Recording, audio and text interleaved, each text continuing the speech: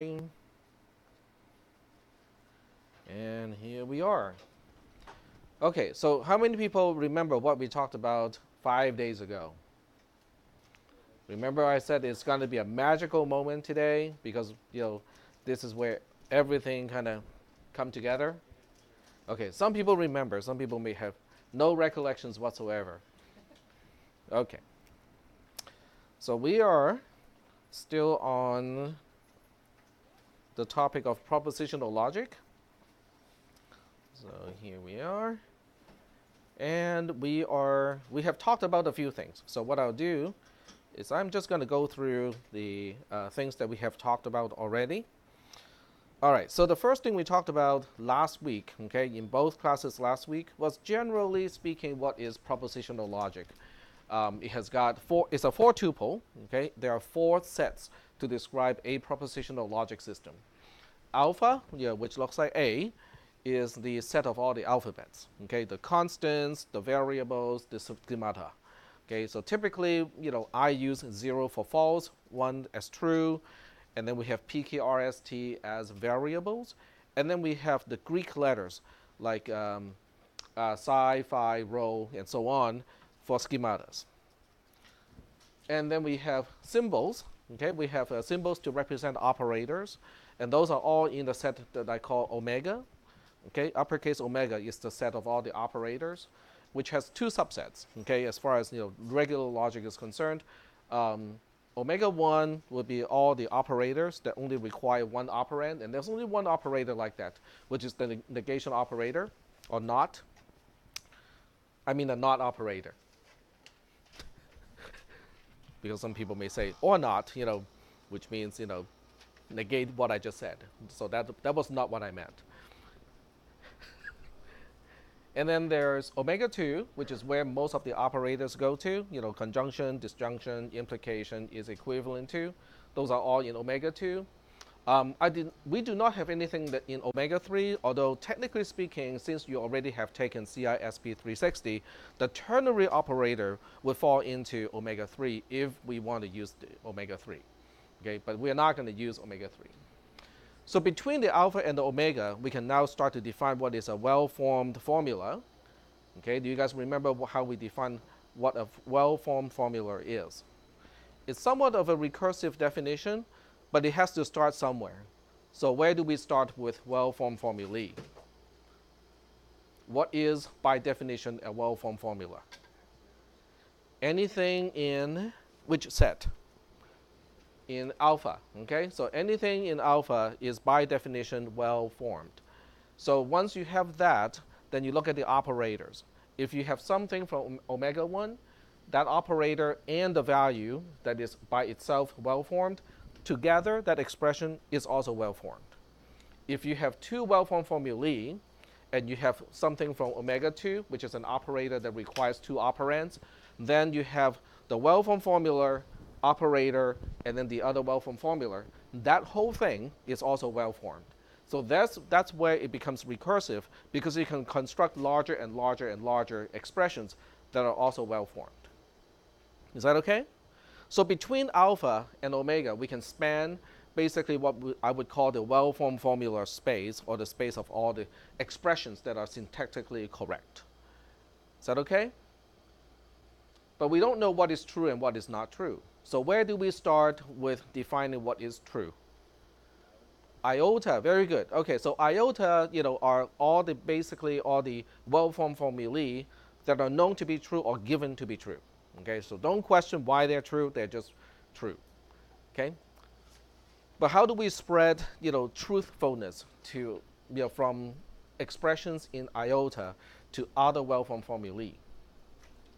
There's one last set in the four tuple, and that one last set would be zeta, and zeta consists of transformation rules, or sometimes we call those productions. Okay, so each production has a set on the left-hand side, which is basically saying, okay, if you can find expressions like these, okay, and then it has an inverted or rotated T symbol, which means infer, okay, and then on the right-hand side is a well-formed formula using components that we extract from the left-hand side. So that's basically how we can say, oh, if the expressions that we know are true fit these particular formats, then we can just syntactically manipulate those things and become a new well-formed formula, and that becomes true as well. So that's how we can propagate what expressions are true from things that are in iota, and hopefully to the theorem that you're trying to prove. So what was the problem with this approach? If we try to use a program to prove theorems, what is the problem of this approach? Remember I used the needle in a haystack example. So what particularly is the big issue of this approach? It has to do with two things. One is, yeah, go ahead. We don't know whether the needle even exists, but that by itself is not the entire problem, but it is one of the problems because if your haystack is only this big, okay, well, it's not too bad to search through the entire haystack and go like, sorry, that needle is not here. So what is the other problem? The haystack is infinitely large, okay? So those two things combined makes it kind of difficult to deal with because you have a haystack that is infinitely large and you don't even know whether the needle is in it or not, but yet your job is to go find that needle. In other words, your boss says, don't come back until you either find the needle or you confirm the needle is not in the haystack. But boss, the haystack is infinitely large. There's no way to actually confirm if the needle is not in the haystack. Well, that's your job. Don't come back until you find it. Huh? Job security. Job security, yes. Well, you need a magnet that has an infinite magnetism. Because remember, the haystack is infinitely large. Okay, so how do we fix that problem? Okay, so we introduced several mechanisms that can help us to solve this problem. The first one is called CNF, okay, conjunctive normal form. So conjunctive normal form is basically, let's redefine what is a CNF. Let's define what is a well-formed formula. So in this case, we are restricting our well-formed formulae to something that are only disjunctions. Okay, so we end up with only disjunctions.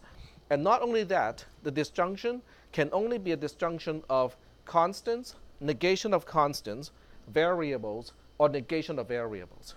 What about negation of another disjunction? Nope. What about conjunction? Not even in omega. Okay? So we are placing a pretty restrictive requirement on what qualifies as a well-formed formula. Okay, they can only be disjunctions.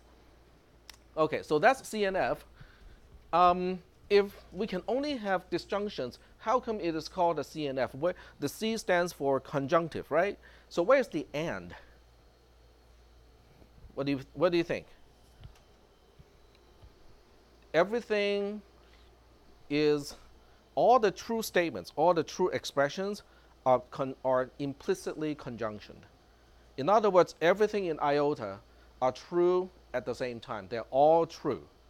So whatever you derive is also true along with everything else that are also true. So that's why in CNF, we explicitly state the conjunction, but when we use the resolution transformation, the conjunction is quote-unquote hidden. Is that okay? All right. So that's one of the tools that we need for today. The second one is resolution. So what is resolution? Just describe it in general. I don't really care about the pine needle at this point. I just want to know what kind of a pine tree it is. So what is resolution? It's a mechanism of some kind, but why is it significant? Go ahead. Because you lose variables in the resulting expression. Very good. Okay. So it's a very interesting mechanism where you have a bridge variable where it is negated in one disjunction and it is not negated in another disjunction.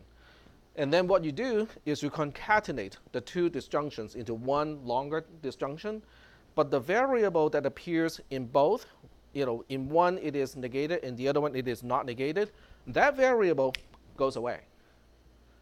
So by using resolution on CNF, you basically, eventually, hopefully, you will end up with, nothing inside the disjunction. Okay. So that's the second piece, and the third piece was proof by contradiction, and I believe that's when we kind of ran out of time. Okay. So proof by contradiction is also very interesting, because what it says. Okay. So let's go to proof by contradiction. And this is the proof of proof by contradiction itself, or this is the theorem that I needed to prove proof by contradiction. What this one says is fairly trivial. Okay, all it says is if P implies Q is true, then P and R, the whole thing, implies Q and R, the whole thing, has got to be true too. It doesn't matter what R is. Pick any R. R can be anything, any expression. Is that okay? So this is just a proof, that that is the case. And if you don't like Boolean algebra, how would you prove that this is always true? Truth table. We spend a lot of time on truth table to the point where it is funny. Because I kept asking you guys, so how are we going to prove this? Truth table. How are we going to prove that? Truth table. And guess how we're going to prove proof by contradiction? Truth table. Okay? Because this whole thing can be done using truth table. We have 3 independent variables. I actually did that in the previous class. Okay, we have 3 independent variables, P, Q, and R, which means we have 2 to the power 3, which is 8 rows in that particular truth table.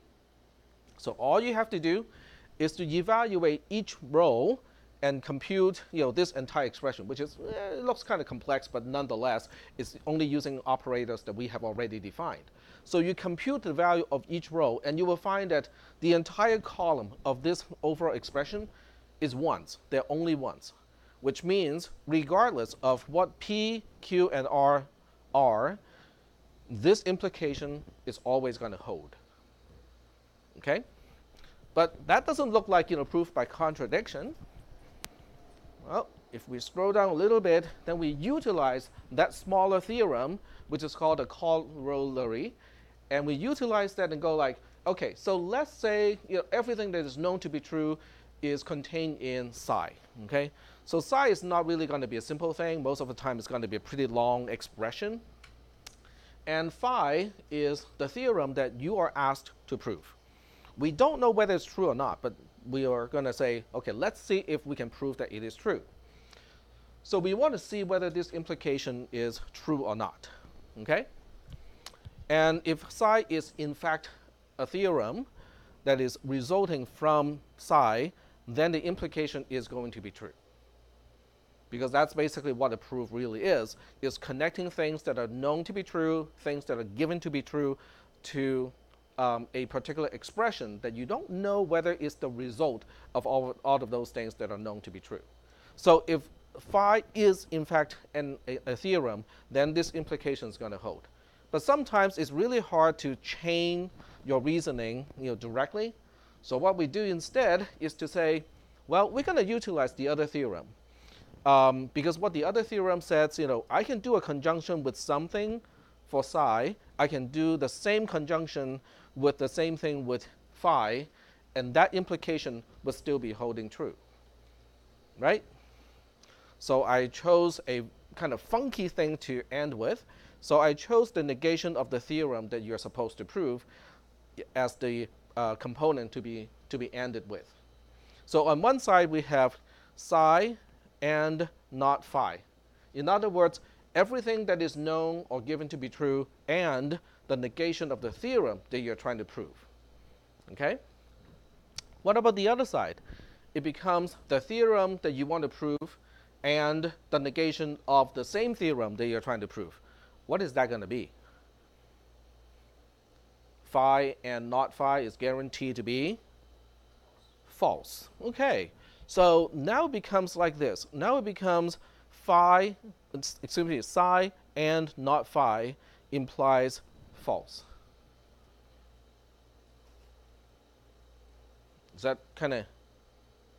that understood, or do you guys need more explanation?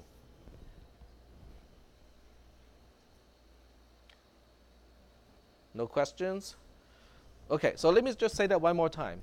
If you combine everything that is told that you are told to be true, everything that is axiomatic, and the negation of the theorem that you're supposed to prove, if the theorem itself is in fact true, then the conjunction you can derive false from that conjunction, which sounds really kind of odd, right? I mean, it's like we're trying to prove something to be true, but how come we are negating that very same thing and we try to come to a value of false? That is the whole nature of proof by contradiction.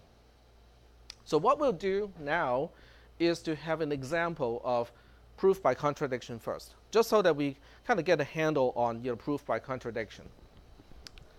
So the one that I'm usually use, let me see if it's actually in the notes.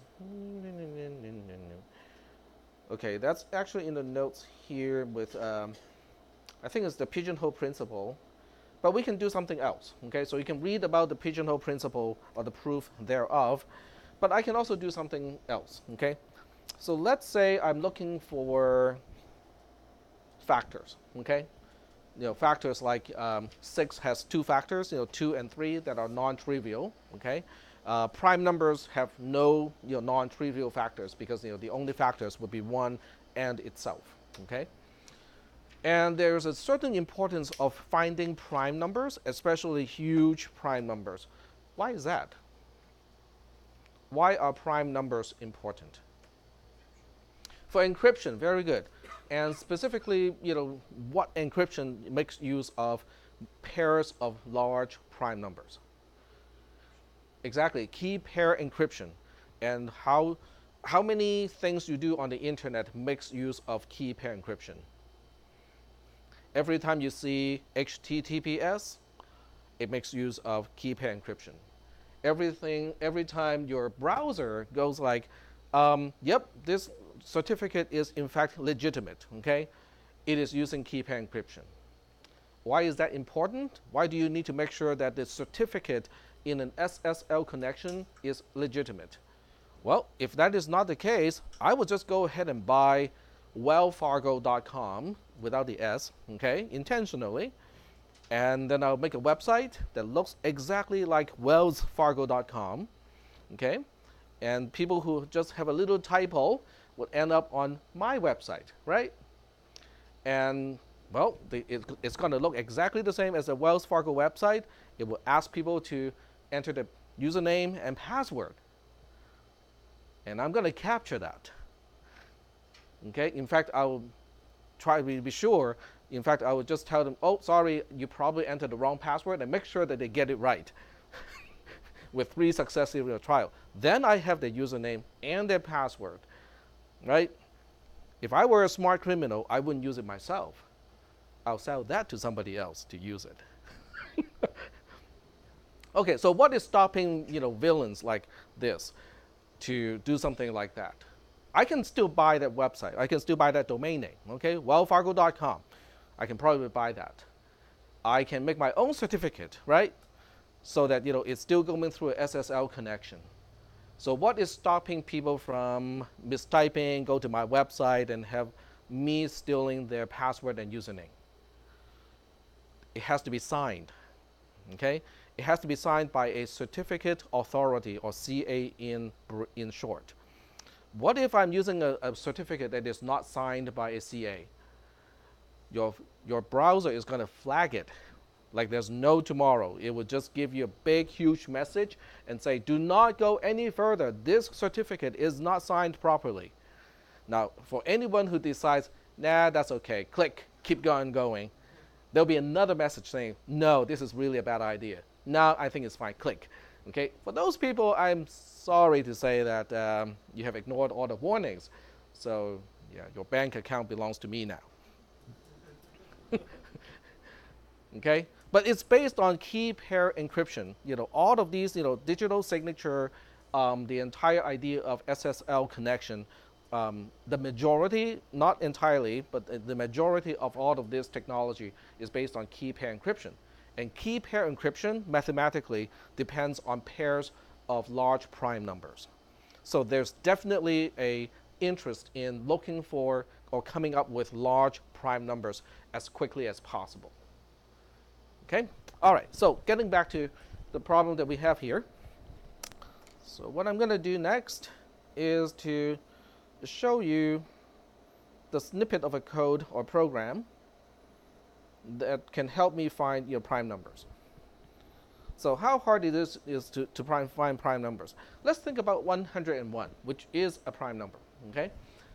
So how far do I have to test it to stop and go like, yeah, it's a prime number, okay? So imagine you're not, you're talking to someone who's just starting to understand what a prime number is, okay? And you ask that person, so tell me whether 101 is a prime number or not, okay? So that person is going to go like, well, let's try 101 divided by 2. It has a remainder of 1, okay? Let's try 101 divided by 3. It has a remainder of 99. So remainder of 2 in this case. 101 divided by, it's not wrong to divide it by 4, okay? In other words, if 101 is in fact a prime number, it's going to have a non-zero remainder when you divide it by 4. It's just not efficient to do it that way. So it's perfectly okay to try to divide it by 4 and look at the remainder and then rule out 4 as a factor. It's just, well, why would you do it when you don't have to, right? But I'll just go ahead and say that, yeah, we'll check that. And it has a remainder of 1, da-da-da-da-da. And so that person may get to 101 divided by 11. And in that case, it has a remainder of 2, which is non-zero, okay? And the person who just got the concept of prime numbers may feel compelled to try 13 as the next candidate, the next potential factor. Okay, and then 17, 19, 23, and so on. Okay, and that person may stop only at 53. Okay, but I say that we can stop now. There's no reason to go any further. Why? Yep. Right. So the theorem that I want to prove is basically to say, if you look at the factors of a number, okay, p times q equals to r, okay? So p is an integer, q is an integer.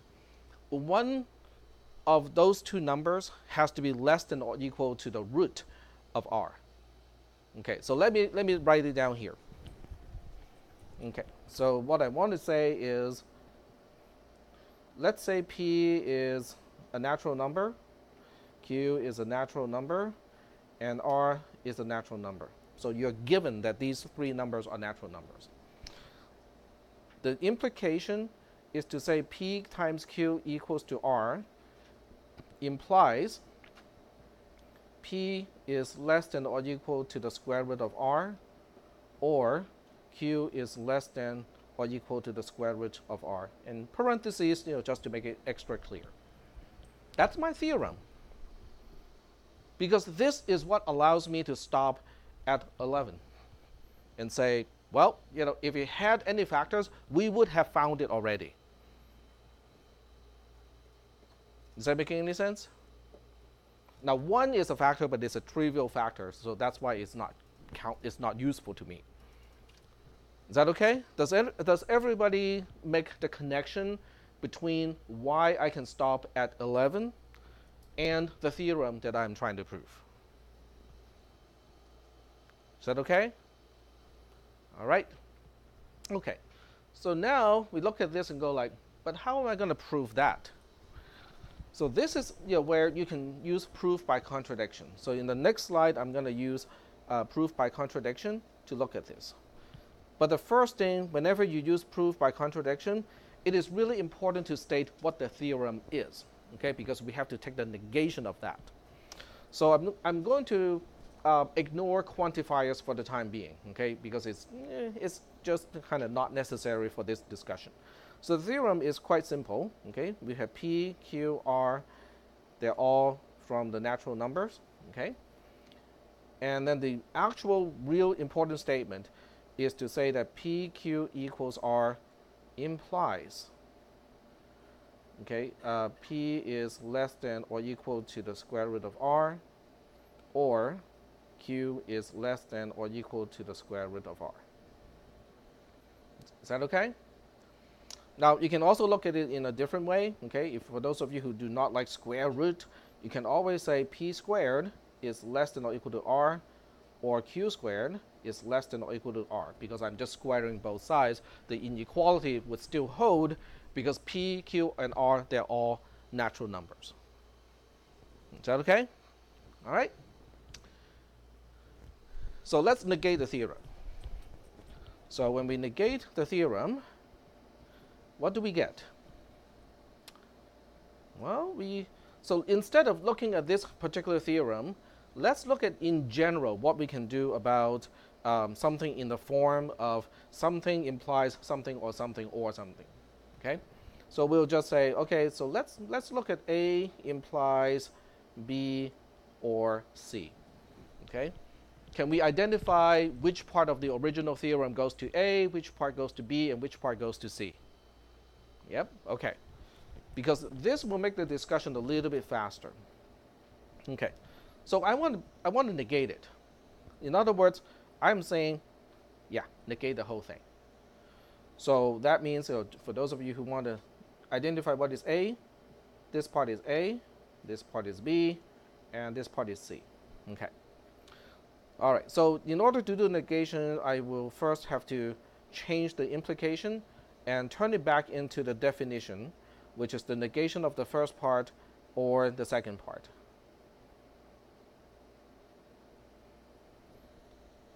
Is that okay?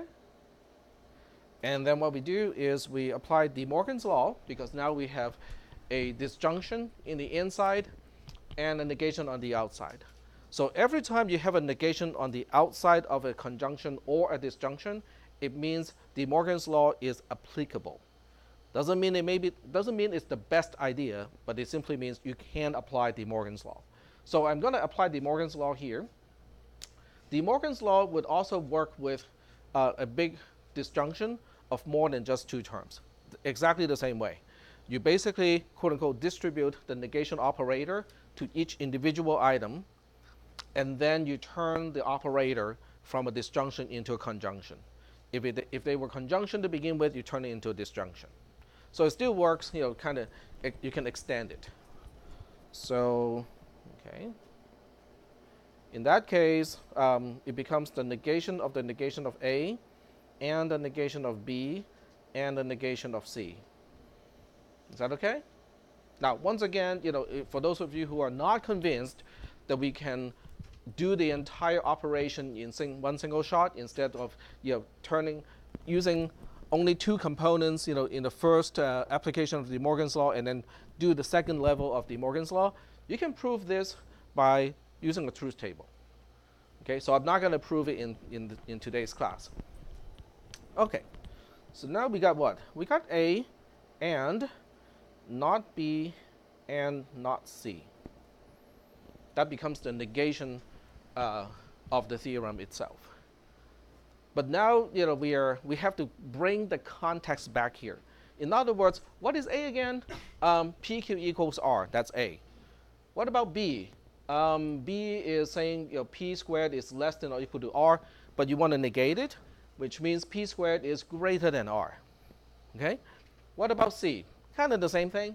We're negating Q squared is less than or equal to R, which means the new statement is going to be Q squared is greater than R.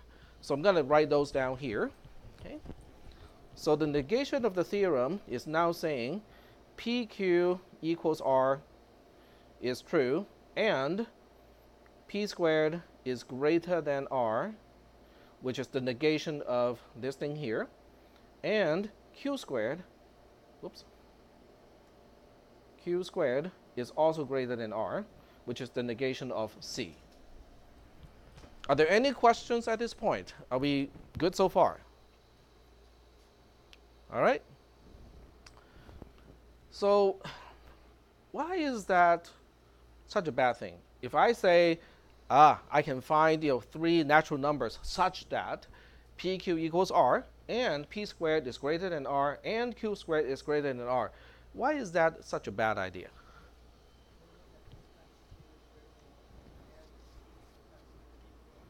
Yep. Okay. So let's go ahead and square things a little bit. Okay. So I'm going to square, the first expression. If PQ equals R and we know all three are natural numbers, can I claim P squared times Q squared equals to R squared? Sure, right?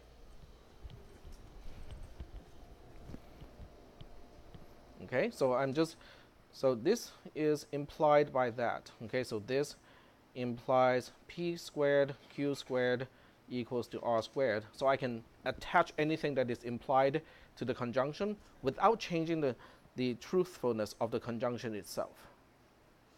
Okay. Is that okay? Cool. All right. And then I look at P squared is greater than R and Q squared is greater than R. So in inequality, okay, can I combine these two and just say, well, if P squared itself is greater than R and Q squared itself is greater than R, then P squared times Q squared on one side is greater than R times R. Yeah, okay, sure, we can do that. So now we end up with PQ equals R and P squared Q squared equals R squared, and P squared is greater than R and Q squared equals greater than R is greater than R, and P squared Q squared is greater than R squared. Now we have a problem, don't we? Because it doesn't matter what P, Q, and R are, okay? You cannot have two natural numbers where A equals to B and A is greater than B at the same time. That just doesn't happen. So now we have a contradiction. So let me circle why we have a contradiction. It's because of this and this together. So the whole thing is false.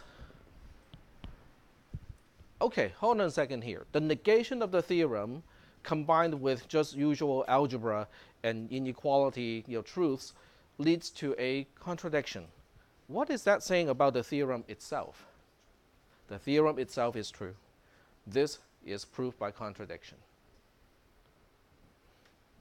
So are we okay so far with the approach? What proof by contradiction is? Is that okay? All right, excellent. So now we have all three pieces that we need. So I'm just going to write down what the three pieces are. The first piece is CNF.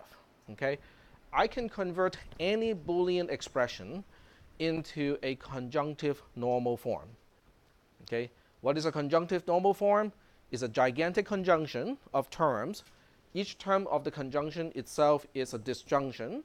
Inside each disjunction, we can only have constants, negation of constants, variables, and negation of variables.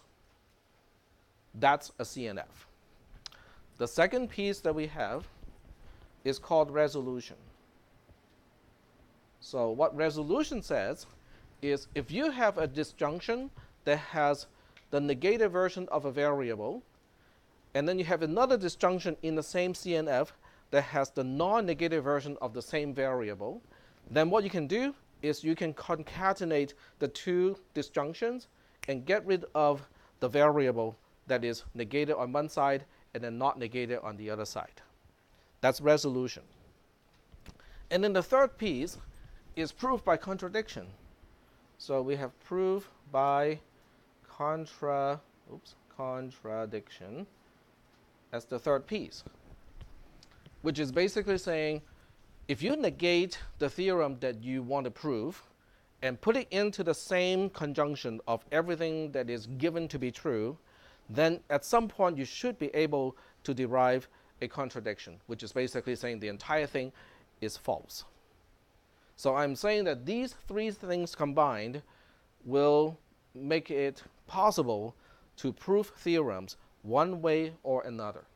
In other words, this is not only saying that if the needle is in a haystack, we'll be able to find it within within a finite amount of time.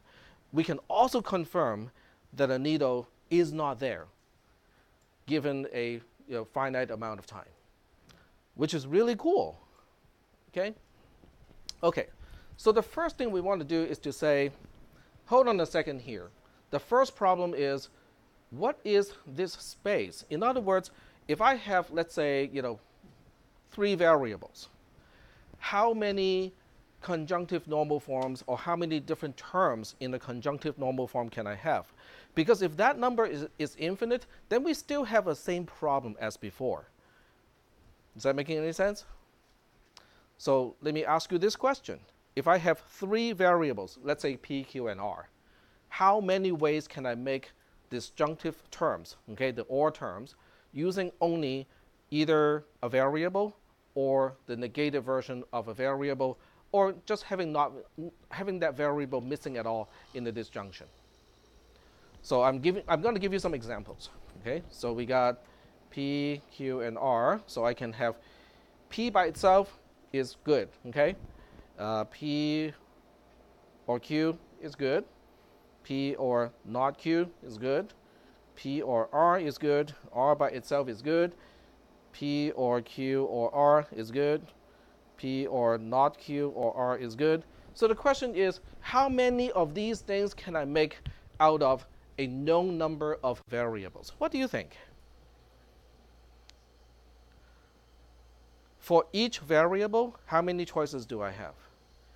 It's either there, or it's negated, or it's not there. So we got 3 choices for each variable. And in this particular case, I got 3 variables. So how many expressions can I generate out of these constraints? 27, which is 3 to the power of 3. In other words, the number of variables, no, excuse me, the other way around. 3 to the power of the number of variables is the total number of disjunctions that you can ever make. Is that okay?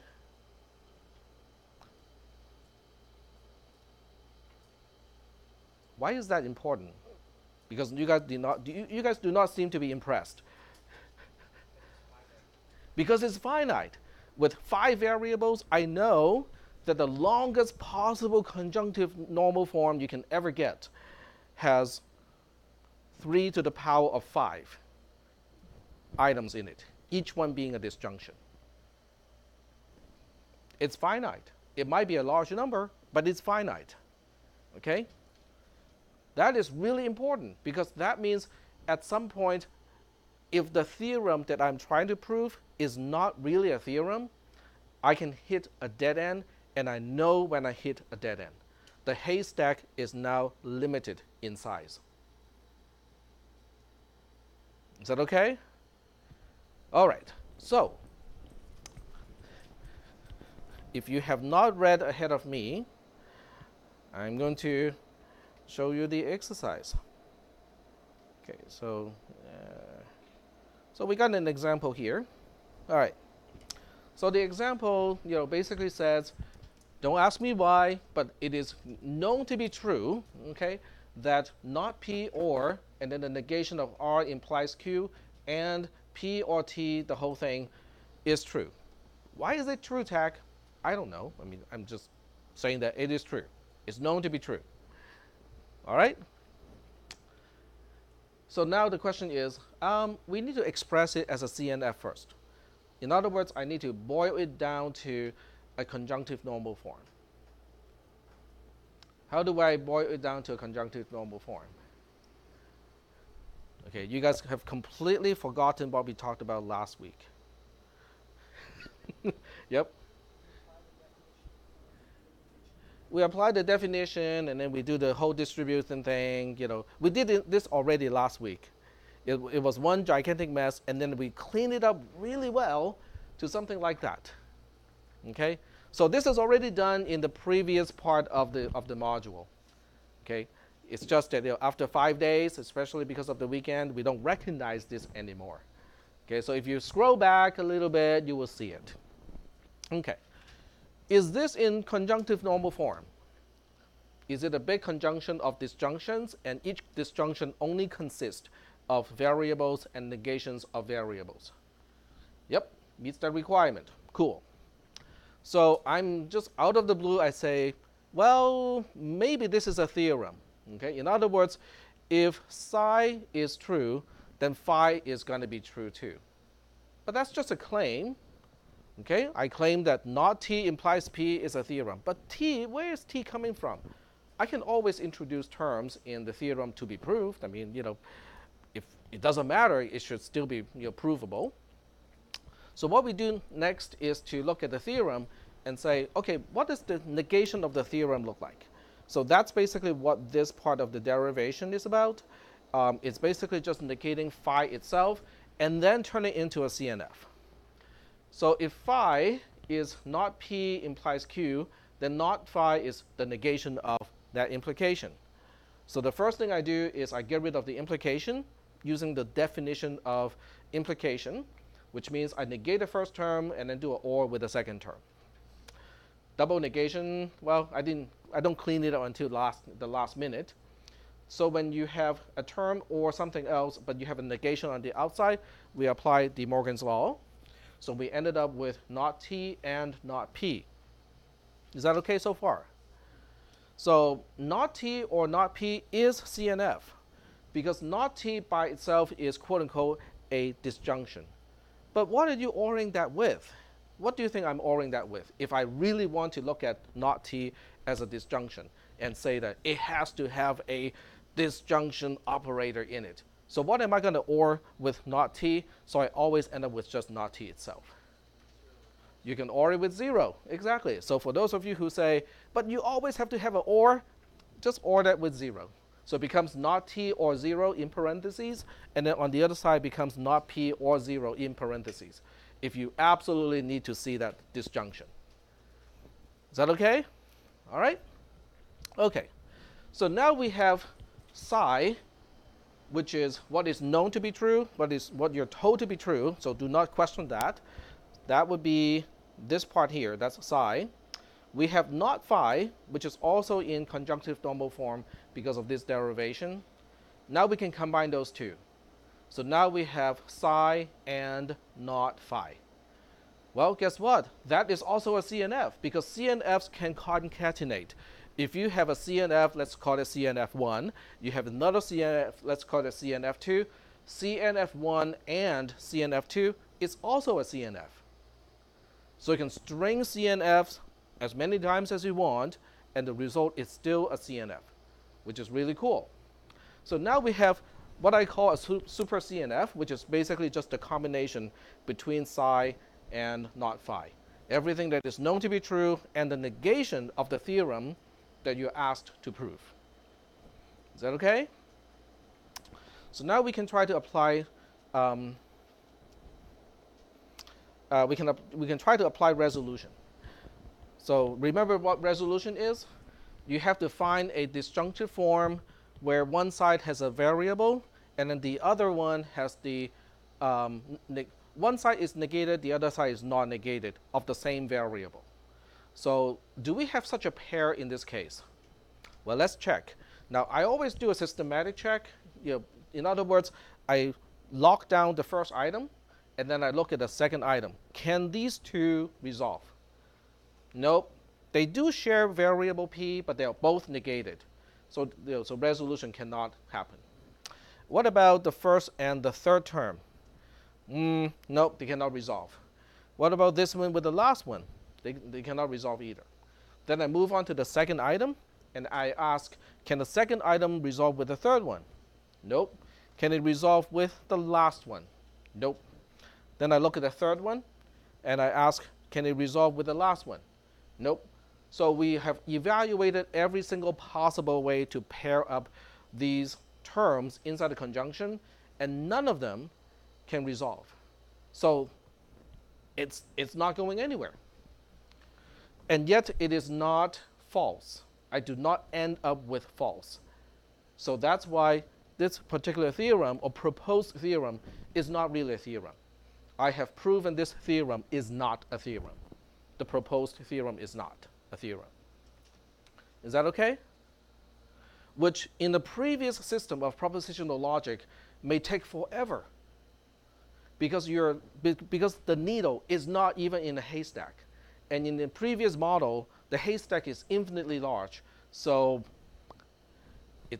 you may never end in the search. But in this case, we are done. We're just going to say, The theorem is not, the proposed theorem or this expression phi is not a theorem. Done. Conclusive. Is that okay? Yep. So you see how proof by contradiction is working. We're saying you cannot prove it to be false, so it has to be true. Does that imply that if resolution cannot turn it into something that's False. false, Then it has to be true? then it is not. So in that case, all you're proving is phi does not follow psi. When psi is true, it does not guarantee phi is true. Now, it doesn't mean that it cannot be both true at the same time. It simply says when one is true, it does not guarantee the other one to be true. That's all we are saying. There's no guarantee that phi is true when psi is known to be true. It doesn't mean that phi, you cannot find a case to work out the variables such that phi itself is true. That's pretty easy, right? I mean, you just have to make t true, then not t implies p has got to be true. But what I'm trying to claim is, does psi implies phi? Using this logic, the implication cannot be established. Are there any questions about this part? That was a very good question because that's one point where there can be confusion. So is that part clear? Yes? Need a moment? Yep. Why does resolution always get us to a solution? It just seems like. What is, okay, say that one more time. So basically, we're saying resolution is always going to get us to the answer. Until we cannot apply anymore. Like at this point, we are at a dead end, and false is not in the conjunction. So this expression, whether this expression is true or not, really depends on the values of the variables.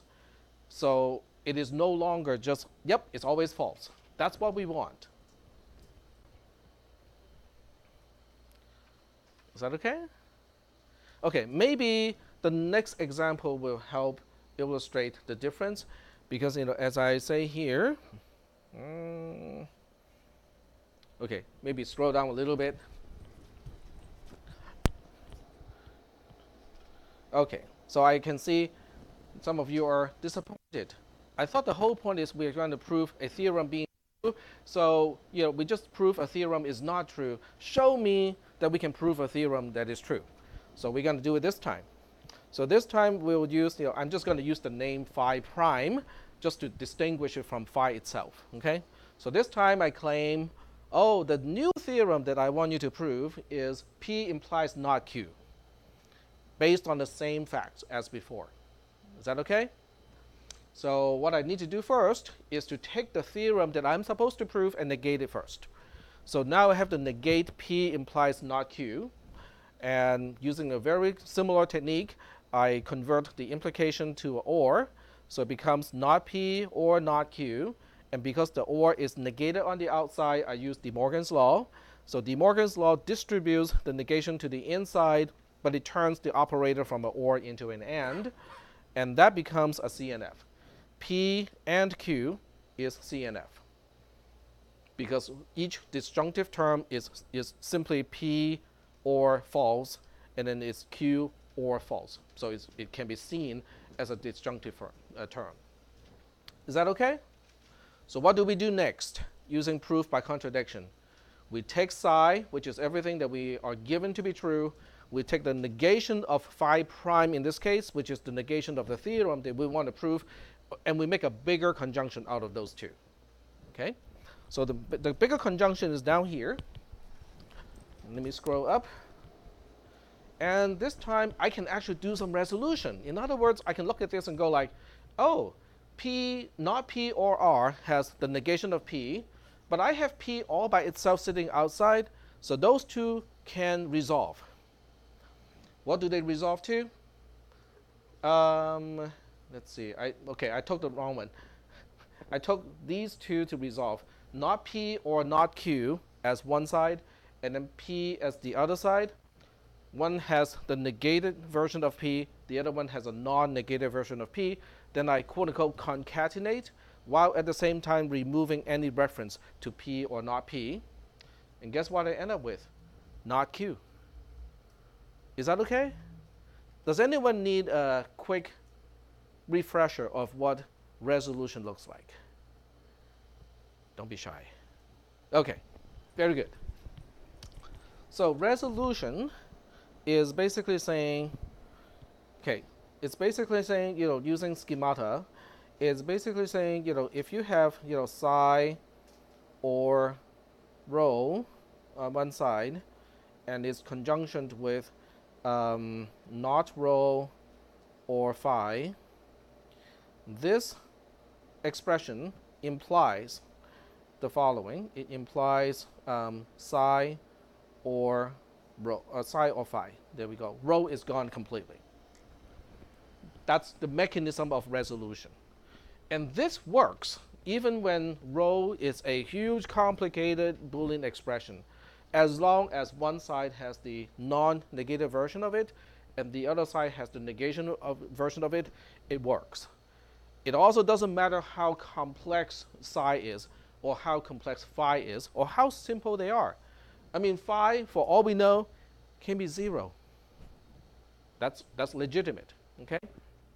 But it's an implication, which means if one side is true, if the left-hand side is true, then the right-hand side is guaranteed to be true. Is that okay? So is that enough to kind of refresh your memory of what resolution is? Okay. So switching back to what we have at this point in the browser, well, this is negated, this is not negated. Concatenate these two. But wait, there's nothing on the other side of P. Well, imagine, okay, it has a imaginary friend called false. Okay, so P is not really by itself. It is always having a companion called false. In other words, when you see the expression P, it's really the same thing as P or false. So now we can do concatenation, because now it becomes not Q or false, which just boils down to not Q.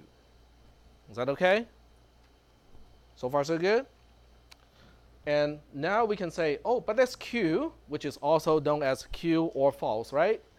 There's not Q, which is also known as not Q or false. One side has the negative version of Q, the other side has the non-negative version of Q. They can concatenate. So after those two concatenate, technically speaking, what do we end up with? False or false, which is just a false, right? Okay, so if false or false is just a false, I can concatenate that to the whole conjunction. But when you have a big long conjunction and one component is a false, the entire conjunction is guaranteed to be false. And there we have our contradiction. So is that okay? Are there any? Yeah, go ahead. So would it be accurate to think of it like this? What we know is a set of constraints of logical equations. Our theorem that we're trying to prove is another constraint. What we are trying to do is to add what we know in our theorem together and see if we can still satisfy the constraints.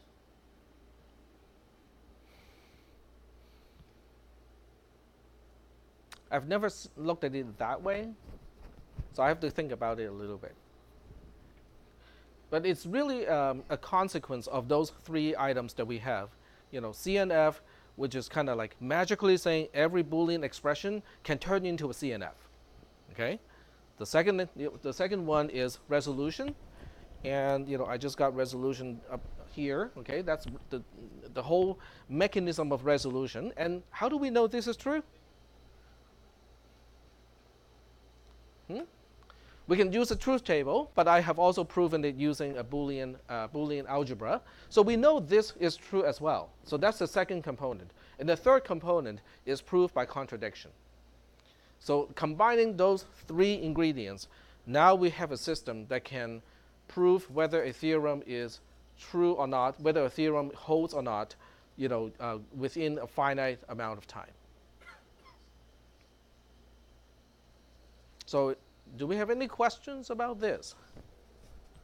Question? Yep. Go ahead. Think of how to phrase it. When when you find something inside the theorem that is a certain value, you can just and it onto the end of the entire thing. Okay, so very good. Excuse me. So the question is, if you have A, okay, and you know A implies B, okay, what can you say about A and B, right? So if I take the essence of your question, you're basically asking that. If I know, does A implies B, and I know A implies B, so what is happening to A and B? Is that what you're asking? I don't see the connection, but I like to. Okay, so let's go ahead and play with this. So what we do is, once again, we use a truth table, okay? So when we use a truth table, B needs its own column, so we'll put B here. So A can be false and A can be true. When A is false, B can be false or true. When A is true, B can be false or true, okay? So we just work out, each column independently. A implies B. True, true, okay? Those two are guaranteed true because A is false. And then this is the only row that's going to be false, and this is going to be true again. Is that okay? What about A and B? Well, A and B is going to be false, false, false, true. All right? I mean, that's just the usual truth table for conjunction. Okay? So, but what do we see here? If I isolate column A, column B, and we look at column C, what can we say about that? Okay, let me graphically show that. So I'm isolating this, I'm isolating this, and I want to look at how this column relates to those two. There are several ways to describe it, but one way to describe it is A and A implies B is really the same thing as A and B. Does that make sense to you? Okay, let's say you're not convinced. So we have this another column here, which is A and A implies B. Okay?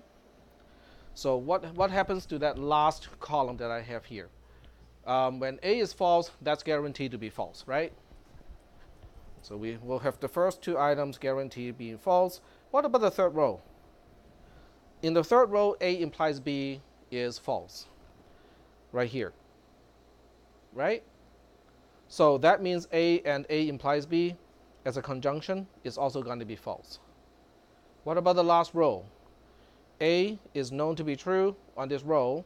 A implies B is also known to be true in this row. A and A implies B is also known to be true.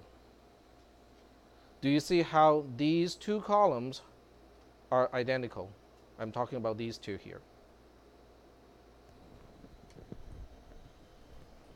They are the same, right? So what can we say now?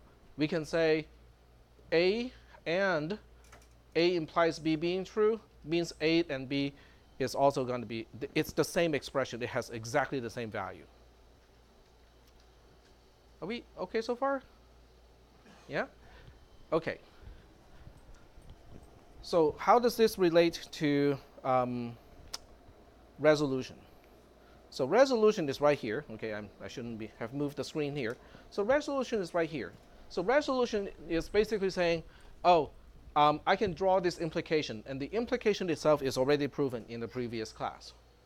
But what can I do about that thing that is implied? Throw it in with the rest of everything in the CNF,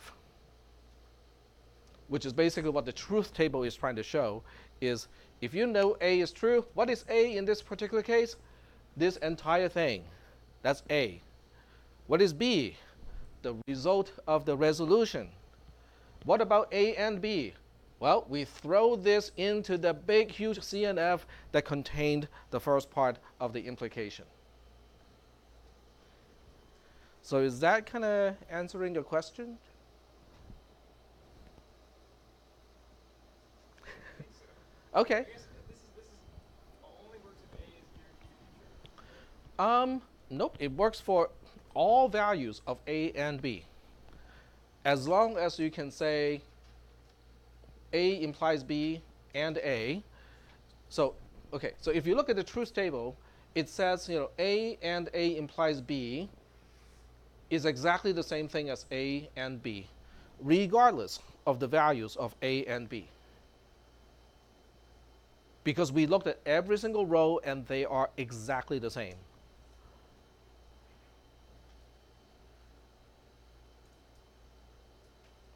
Now, can we prove this using algebra, using Boolean algebra? Does anyone want to try? Does anyone want to see me try? Because I've never done this before. So I could very much, fall over myself and trip over myself, as they say, and that would be quite a scene. People pay money to see that. Huh? Okay, so we have proven it using a truth table, which means we should be able to use Boolean algebra to prove exactly the same thing. Okay, so what we do is we start with A and A implies B. Okay, so the first thing we do is to say this is exactly the same. Now you can use double-sided arrow in this case. You can just use equal as well. So they're both kind of the same thing. I'm just going to use equal here. So we'll say A and not A or B, right? Okay, I find lowercase b then, right? That's the definition of implication. And then we can use distribution. So we can now say it is A and not A, or A and B, because I'm just distributing A over the disjunction. Okay? And then what do we end up with? A and not A, well, that's the same thing as false, or A and B. False or whatever is whatever. So I can now simplify that to A and B. So we end up with the same conclusion as the truth table has already shown us. So sorry I didn't trip over myself this time. But it will happen, I promise. It will happen. One of these days. My haystack is limited. The needle is going to be there somewhere. All right, so are we convinced about the result of resolution can be thrown back into the CNF to make it the CNF longer without changing the truthfulness of the CNF? Can we establish that? Because this is essential, because if you cannot throw it back into the CNF, then the result of resolution is not really useful. So the whole idea is you can throw it back in just so that we can try to derive, see if we can get to false. Okay? And once again, the value of resolution is we start off with 3 components. We only end up with 2. One of the components is gone completely. So that means, as you progress with resolution, the result of the resolutions becomes simpler and simpler and simpler and simpler until it becomes false, hopefully. Or until you cannot resolve any further because, hey, I've looked at every single way to pair up the disjunctions, and if there's a resolution, we have done it already. There are no new resolutions that can be applicable. Well, in that case, the theorem that you're trying to prove is really not a theorem. It does not follow logically from what is given to you to be true. Yep.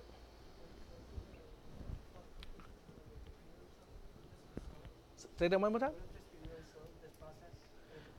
Well, that's a good question. The question is this going to be slow?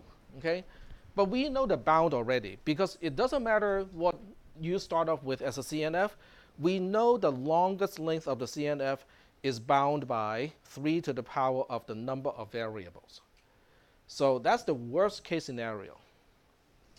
So that means, yeah, it can be bad because it's exponential relative to the number of variables, but it is still finite. And in the grand scheme of things, exponential is not as bad as factorial. So when we get to factorials, we go like, oh, so there's something actually worse than exponential. But the key is it is finite, whereas before it was not even finite. So are we doing okay so far with this? All right. So if this is good, we're going to have homework assignments. And we'll go ahead and enable the homework in this particular section, which is called CNF. So let me go ahead and enable this.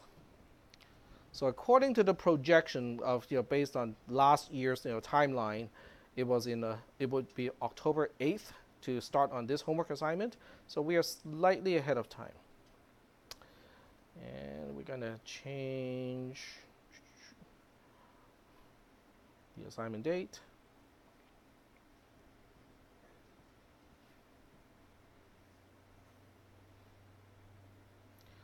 All right, so we'll go ahead and change this to 1 week from today. So we'll change it to the 15th. Nope. 1 week from today, not 1 week from the 8th. Okay, I almost got myself tripping over myself, see? Okay, so it'll be the 1st of October. Okay, there we go. So the due date is October 1st, and it's going to be at the beginning of this class at 4 p.m.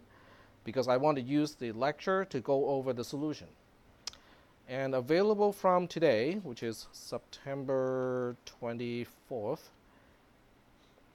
and then until October 1st, 4 p.m. again. Save and publish.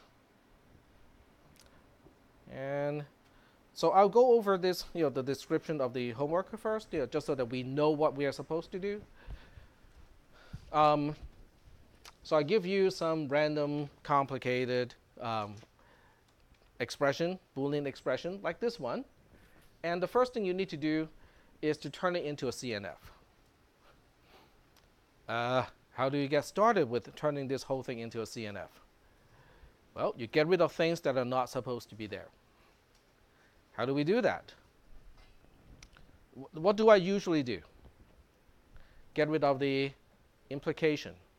How do we get rid of the implication? Use the definition of implication, which turns it into the negation of the first part and then the or with the second part. Okay, so after that, what do we do? Well, we can use distribution, we can use De Morgan's law, we can use factoring, and then we can use simplification. So those are the techniques that we have that I have talked about in class. So this is your chance of actually applying those techniques. Is that okay? So this might take you a little bit of time, because it might take you some time to get used to Boolean algebra, but that's your homework assignment. Now the key is to simplify as much as possible and as soon as possible. What kind of simplification are we talking about? Do you guys remember last time we talked about the simplification of, we can lose all the terms. Okay, let me just kind of go back to that one so I can show you. So if you go back to the derivation of psi itself, it has already utilized some of the techniques that I talked about. Okay, so when you go through this particular proof, it has utilized basically all the techniques. Now, the order of applying these techniques in the homework assignment is going to be a little bit different, but nonetheless, it is going to be about the same. I get rid of the implication. I use De Morgan's law. I then, use simplification, double negation goes away. From here to here, I used, what did I use here? Oh, that's distribution. That's distribution itself. And then another gigantic distribution like this. But the gigantic distribution ends up with a lot of simplification. not Q or not Q is just not Q, okay? Um, let's see, there are some simplifications, where they become true. And then the most interesting simplification has to do with if you have P or not Q already in the conjunction, anything that is more general can be crossed out. Okay, so that's the other simplification. Between these two, only this one needs to be left. And those were, I talked about this in the previous lecture. So all of those things you might want to review, okay, because these are all techniques that can really help to make your job easier. So are we okay so far with that? You have one whole week to do it, which means my recommendation, you guys can choose whichever way you want to do it, is to get started on this one as soon as possible. Wednesday is a class. If you have any questions, if you hit a dead end on Wednesday, you can ask, what technique, are applicable. Is that okay? And my office hour is before the class as well, which means if you really, really want to push it to the last minute, you can still ask questions on the day when it's due. But keep in mind that I usually answer a question with another question. So that can be frustrating when you only get like several minutes left. And yet I'm just giving you, well, I will answer your question with another question. So you might want to start early and identify potential problems. We're not done yet. We still have another 5 minutes to go. So after this, what are we going to talk about? So let's go back to the outline of the class. And let me make sure that I have published the homework assignment. The next one is going to be applying resolution and actually prove something. But this time it's not, okay? This time it's really just converting to CNF. And oh, by the way, the notation-wise. So notation-wise, you can use a shorthand. So conjunctions, you can basically just do something like this.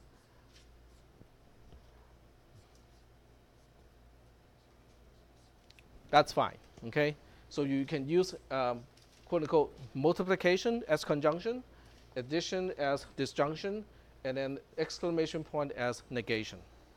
Unless you really, really like to use \neg, \v, \wedge, and so on and so forth in LaTeX. Otherwise, I think this is a lot easier to enter. I think that's part of the homework description also, so you can just kind of refer to that. All right. So the next thing we're going to do is to talk about probability, discrete probability in that. And it involves, counting, defining what events are, and then we have some really interesting applications of discrete probability. And we got 5 minutes. I don't want to waste your time, so we'll get started with this. Let's play lotto, okay? When is a good time to buy a lotto ticket? Yep, go ahead. Anytime. Okay. So what we'll do is we're going to go to the Lotto website, okay, which has a lot of useful information. So we're going to I think this is called Super Ball or Super Lotto. Okay. Let me see which one it is. Super Lotto Plus. Ooh, look at that prize money. Very enticing, isn't it? Well, so the first thing we do is we look at how to play. So we have to find, pick, buy the tickets, dream, and then check, okay? But the nice thing is, by law, the California Lotto is required to give you the odds, okay? So the odds of you winning the jackpot, which means, all 5 numbers that you pick are matching, and then the mega number is also matching at the same time, okay? Now the mega number can be one of the 5 numbers already appeared. I think there are fewer mega numbers you can use, okay? And the chances is 41 million something to 1. And the jackpot is only 8 million something at this point. So yeah. Okay, so let's think about that. When the jackpot is, let's say, okay, we'll just round it up by a whole lot, 50 millions, okay? So when the jackpot is $50 million, is it a good time to buy a lotto ticket? Not really, because, there's taxation, right? So Uncle Sam is going to get a pretty good cut, and you're not going to be left with, $41 million, okay? What about you take that into consideration? So let's just assume the tax rate, at this particular income bracket is going to be 50%. Okay, so half your money is going to Uncle Sam. So we double this. Jackpot is $82 million. Would that be a good time to buy a lotto ticket? In other words, is it going to break even? All things considered, using probability and whatnot. If someone believes I am luckier than other people, I have nothing to say. I cannot argue against non-logic. Okay? But I can argue against logic and probability, things that are numerical. So what? You can only buy one ticket. So okay, so let's say you go to the bank and you say, "Can I borrow money? How much do you want to borrow?" I'm going to borrow $41 million so I can buy every single possible ticket out there, right? So you're guaranteed to win. All right. So if the jackpot is 82,800,000 and blah blah blah, $1,000. Okay, we just double that. Okay, just so that you account for the taxation part, and you buy all the possible tickets. Don't you think you're guaranteed to break even? Because your prize money is exactly the tax money plus the amount of money that you borrow from the bank, and we'll just say that it is so short term the interest is not a big issue. It's not a good idea. Because guess what? If you have that idea, other people have that idea as well. So there'll be multiple jackpot winners. And do you know how many people would do the same thing? There's no telling. Okay? So, in other words, in short, there's never a good time to buy a lotto ticket. Unless you feel you're particularly lucky. Then, as I said, I cannot really say anything about that. Okay? Because it's not logical. Okay. But getting back to this. How do they come up with these odds? Okay? It has to do with discrete probability and counting. Okay? So do you guys see the application of this class? Now, ironically, some of the money from the lotto sales actually goes back to education. So some fraction of my paycheck is actually coming in from people buying lotto tickets. I should have said that. Yes. If I were as described by the personality trait thing, remember it says my conscientiousness is only at 8th percentile. I should have said, go buy your lotto tickets. Look, it's $8 million. Don't you think that? So dream big, right? Think of yourself living in a $4 million home along the coast for about a year until property tax hits you. Then go like, well, then your dream takes a turn to become a nightmare. Because the franchise tax board is not going to let you go anytime soon. All right, so we'll continue this topic on Wednesday. So please, please, please, read ahead of me, okay? Because we'll be talking about these concepts on Wednesday. And particularly read about the birthday problem because it's really interesting too. The bigger issue with your lottery ticket thing here, though, is how long would it take